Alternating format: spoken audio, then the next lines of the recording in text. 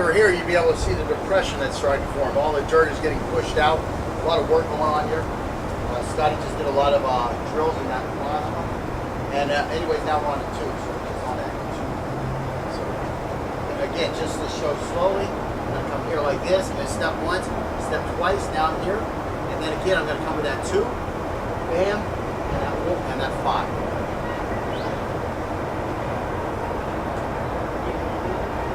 No, because we turn it, they get both sides when you work.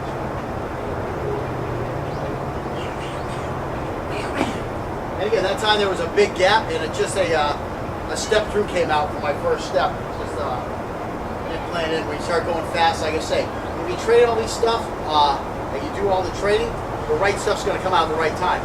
So sometimes it's hard for me to do the beginning drills because I see a big gap and I traverse that gap with a step through. Let me work on that a little bit.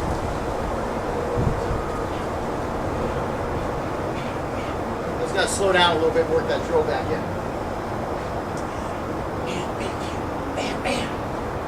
See what I just want?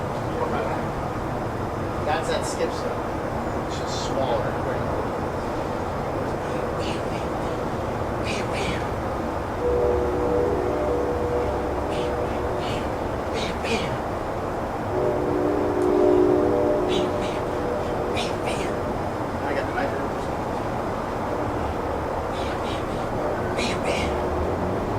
See, I'm coming across in front of him now. That's because I would be using this hand first. And when I came with here, I'd be like this, and then this would be checked here for that stab there. But again, we're just working a drill. We're just bringing skills in, okay? It's not always going to be the exact proper thing to do. We're building a skill. Bam, bam, bam, bam.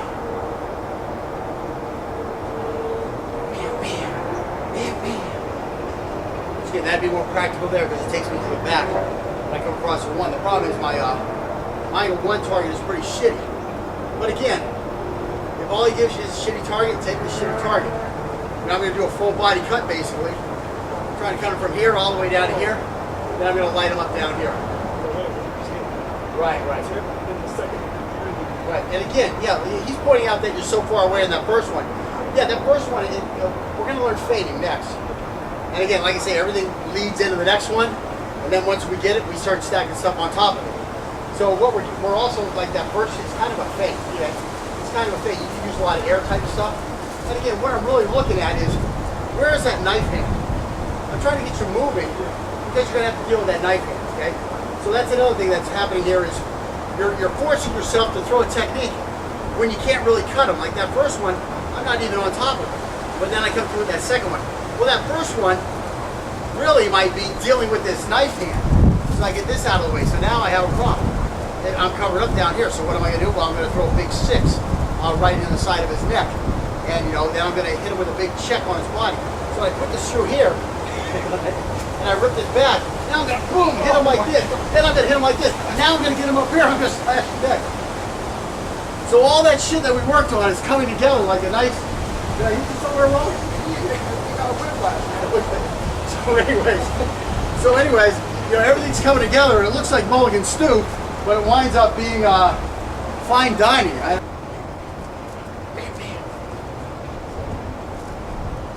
And again, as if you look at any YouTube board, he took the choice chosen by 95% of all YouTubers, which was to run in a knife fight.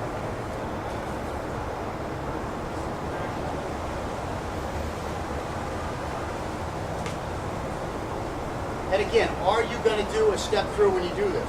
Or are you going to do a step and drag? It doesn't matter. It doesn't matter which one you do. It just matters that what you did was efficient enough to make your technique effective enough to get the job done. Okay? It doesn't matter which one you do. We're just teaching another way to do it. That's the big thing we're doing here. We're just teaching you another way to do it so that if a situation arrives where the step and drag isn't going to work, you have the step through.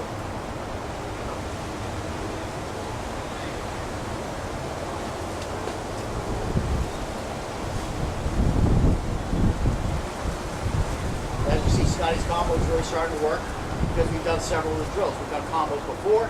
We got a little comfortable with it. Now we're forcing him to do it a little better a little more efficiently, a little more effectively, and he's picking that up rather quickly because we've been doing it for several techniques. And he's got some base to set the new stuff on top of it.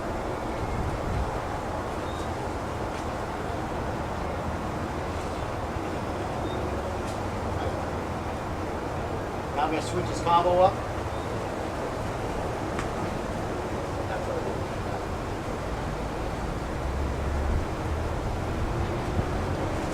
Come back over here.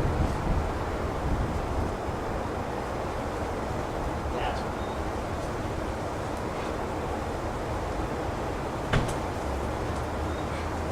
Now when you're doing those steps, when you do those steps, try to work around. So go start sideways and try to work around it.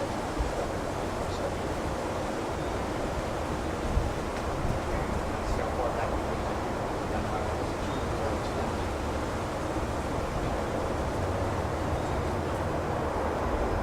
So I did. I haven't changed the technique, the angles that he was throwing, and because of that, he wants to attack my back more. So I made sure when he's doing his step throughs, he worked his way further behind me.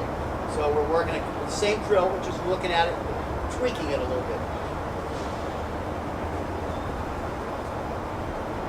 Okay, so that's what it's going to look like for real. That's if this guy has something to bring to the fight. If he doesn't have something to bring to the fight, it might look more like this.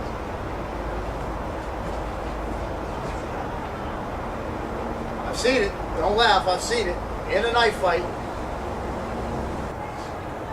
Okay, so again, what we're going to do here is I'm going to step past this thread over here. Now I'm going to spin way over here, coming over here. Now I'm trying to go further past him instead of flanking him. I'm trying to get to the mirror again. You can see how nice this is. And again, here you've got to go to a 1 and a 8 because you just don't have the. Well, you could go to 2. I mean, the 2 is going to be all shoulder again. It's going to be a full body cut. So again, I could come here and here like this. Or again, I could come here and here like this.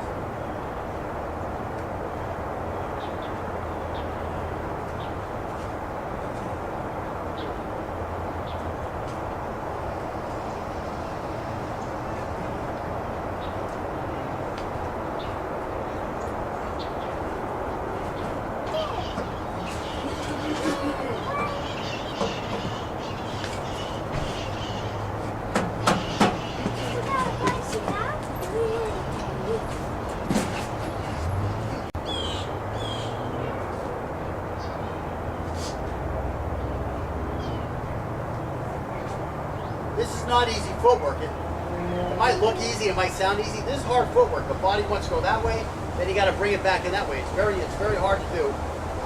It's exhausting. It's something that you definitely would need to work on because it's not natural. It's not what you would call natural footwork, but it's what's going to get you out of trouble when you get in trouble. You just can't turn and take your center line. I mean, you just can't take your fighting center off of the center line during a knife fight. I mean, I saw one, Michael Janet. Love Michael Janet. He made a great guy, great techniques, all that type of stuff. But he does a technique where he comes in and he does I forget what they call it. I forget what they call it. But it's meant to debilitate the threat. The problem is when he does this, look at where he's at. Look at what he's giving this guy. What if something didn't work while he's doing what he's doing? And let's not say it didn't work for Michael Janet. Let's say everything in the world works just the way Michael Janet wants it to when he gets in a knife fight. But he's teaching people this stuff, okay? So now you take a little Jimmy over here, and he's a rookie on the police department. He's a highly motivated dude. He takes his vacation and some of his money. He's going to get some reimbursed maybe by the police department. And he goes and he takes one of Michael Janet's weekend instruction courses. And what he gets out of it is, this technique where he just throw a big one at him. So he comes here like this. He cuts a guy here. He does another biomechanical cut here. I forget what all Michael does. He cuts him here. But that last technique is he comes over here and jams this guy here. Okay, Michael Janet does Hubud, he does this, he does that. He does it almost every day of the week. He's not just a martial practitioner for most of his life. He's also an instructor, okay? So he's getting paid to practice, okay? It's a very nice place to be if that's what you like to do. It's going to work for him a whole lot better than it is for other guys. Now you take little Jimmy, the rookie on the police department, and all of a sudden something happens where he moves his gun, he pulls out his knife, and he's like, I got Michael Janet's training, I'm going to handle this situation, and all of a sudden, something misses here, okay? He gets here like this, and all he can remember, no, let's not even be that mean, let's not be that mean. Okay, so you come here, and now you bring this one back, he gets here, and all he really remembers is coming here like this. Now be mean. No, be fucking mean. Kill me, okay? So come in again, here's the first one. I spit on this one, I block this one, he goes on me. Right, yeah, don't even hit me here, let me get my technique here, just go for it. You're only using a knife, don't be a two-hand knife fighter. Sometimes you teach a guy something and you can't go back to the old way. I'm trying to be mean. I'm going. No, I'm trying to just. Okay, so here, start again. So he gets past this one. He blocks this one. Okay. Do a nice 1 and do a 4. Don't stop here. Just hold a 4, and then come back and stab me again. Okay. So here's little Jimmy. Okay. So he goes here. He gets here. Bam. What, is that my head? It's not your head. He got defensive. He went for my knife. These are things that happen. It's things that happen. What I want you to do is I think you can see my point now. I'm trying to impromptu put together a knife fight here, and my student is using too much of my teaching. Okay, so again, come again. So he's got this one with the fan, with the miss, okay? So here, he gets this one, come here, and now, yeah, that's your trade. That's your trade, okay? That's all I'm saying. You gotta be careful what you teach people. Would it have been better if we taught this one? Same technique. Bam, bam, bam. See, now, I'm right here. I got everything covered because I came in here. Now I'm going to step off, right? Now I'm going to step off here. This fighting center. Let's not even go that far. Go again. Same thing. Bam, bam, bam. Don't worry about what I'm doing. Do your technique, okay? Go ahead. You still got me. Let's try it again. So if I get this knife up here and I spin off, I'm in a very good place. One more time. That's my problem when I go down there. I'm giving this guy my flank and my back. Let's do it again. Isn't that a whole lot better? Just saying, spin move's a good move. Well, how the hell did I get there that time? I'm going to have to watch the video again to see how I got there. But anyways, you definitely want, that's where, you just got to keep this fighting center on the center line. You don't want to let it go, you know, especially when you're teaching a guy techniques. You've got to teach him 16 techniques. 3 for this zone, 4 for this zone, 4 for this zone, 4 for this zone, 4 for this zone. That's a lot of shit to remember in the first place. And then you're always going to finish him off where he gives his flank or his back. I don't like it at all. I don't like it. Sorry. I just don't like it. Or at least 8 of them. 8 of them wind up giving your back. The other ones wind up over here, I think. I can't remember. I'm not exactly a Michael Janich guy. I like Michael Janich. I've learned some stuff from Michael Janich. Mobility, yeah, mobility cuts. Mobility cuts, right. Right. But one of them gets wind up over here and he does a mobility cut to the back, which he says isn't effective.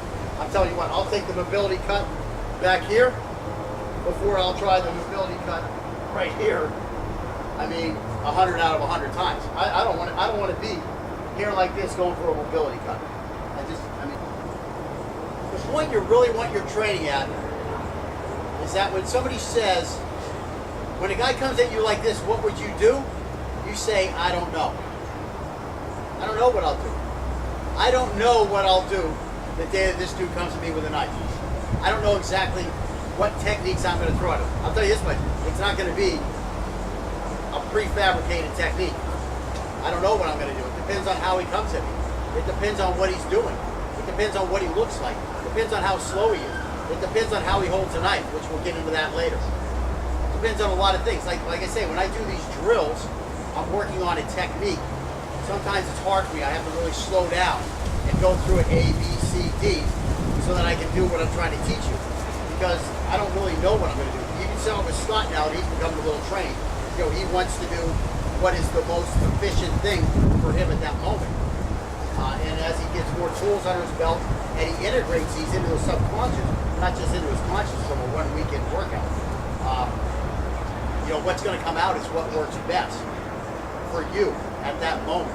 Next time we come back, we're going to do this all with the other leg forward. So again, you're in a knife fight, there's a scramble going on. Which leg's going to be forward? You don't know which leg's going to be forward. So we're going to do those spin-offs with the opposite leg forward each time. And what'll happen is the footwork will be different because we won't need to. We'll do the 2 steps on one side instead of the other side to get the knife back in the front, and then we'll go. So we're going to do the same thing, exact same thing all over again. Just step with the right side first. Then after that, we're going to get back to actually having the guy in the attacker, let's say, actually trying to counterattack your counterattack, so that you can actually see a knife coming at you and see what you have to, what contingencies you have to contend with at that point. And then from there, we're going to turn this whole thing into. I don't have my knife out and ready. I've only got my knife here, and this guy catches me off guard with the first attack, and I've got to avoid that attack and spin off like we're showing little Jimmy how he was supposed to do it. Start from that scramble position with our right leg forward and basically do the exact same thing. So again, the footwork doesn't change. I mean, I'm here, or I'm here, it's still a step and drag to the side. So that's all I really have to do is do my step and drag here. Now again, getting here, and then getting back in my orientation.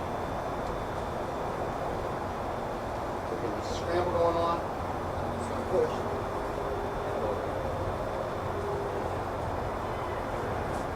We'll just do the pushes right away.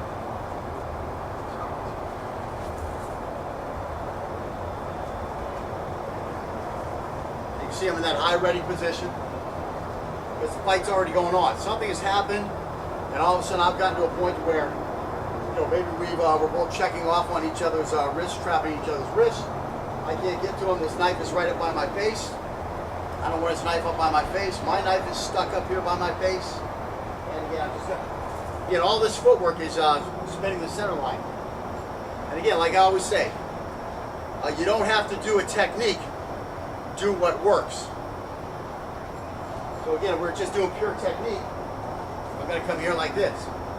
During the heat of the fight, I just want to spin off here and then push off. That's fine. Come here like this too. Get this here, ready to do some damage.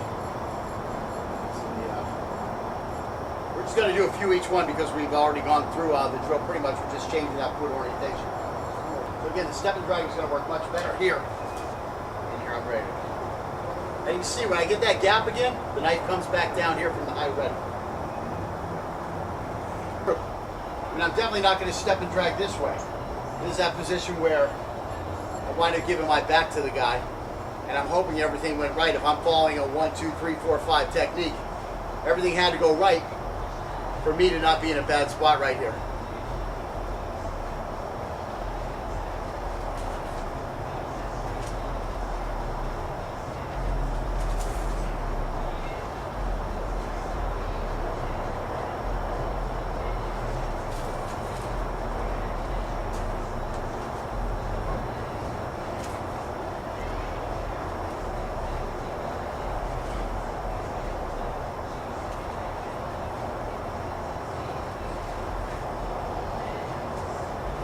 And again, when you're this guy, we don't really want to teach bad guys, but if you're this guy, you can use my push off for your own spin off.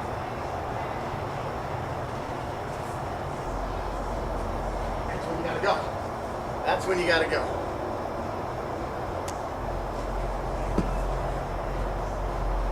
Now you see the way it works a little better.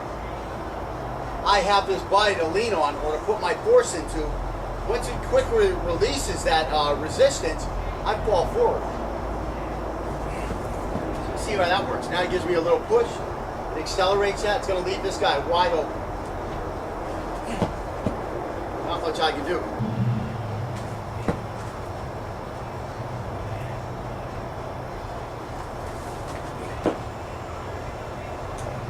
And I was just forcing a live scramble on him. And he felt my body go this way, and he knew the exit was that way. So. And again, you can only get there by doing all these drills in the past, stacking one on top of the other, where you get the nice, natural, correct reaction.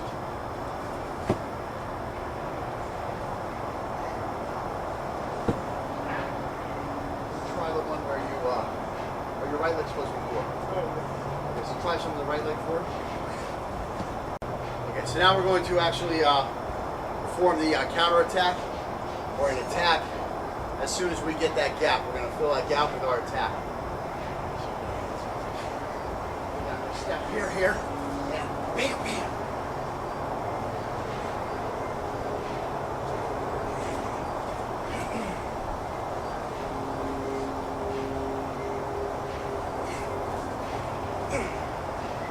And again, you see him throwing a little feint there up at his head, and I'm coming low on him.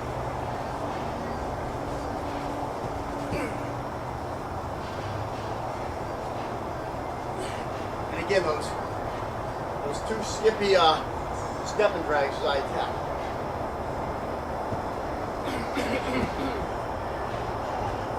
Time I got all the way behind him, gave his kidney a little taste of aluminum.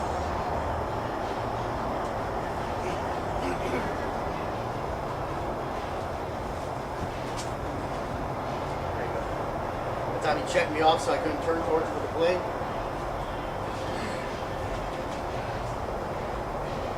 Now you see he's starting to head towards my blind side. Now you see me attack him, counter attack him a couple times. Now he's automatically reeling over here. That's where I'm going to have less chance to get him. So I'm going to throw in for a surprise for him. So you see that time he just happened to be right there because he's starting to feel better about the lacquer and varnish closeness. His body automatically checked me off, or he actually was using his chest to trap my shoulder movement. So I couldn't get the blade back on him. I'm all open like this, and he immediately goes to work on karate.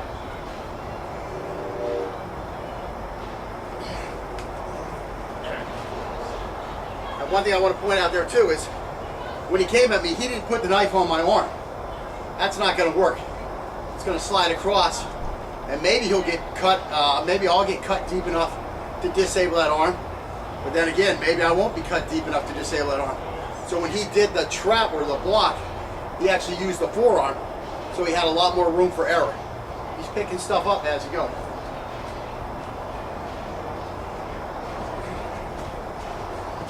There you go. He sees me moving, he just keeps moving. All right, that's good.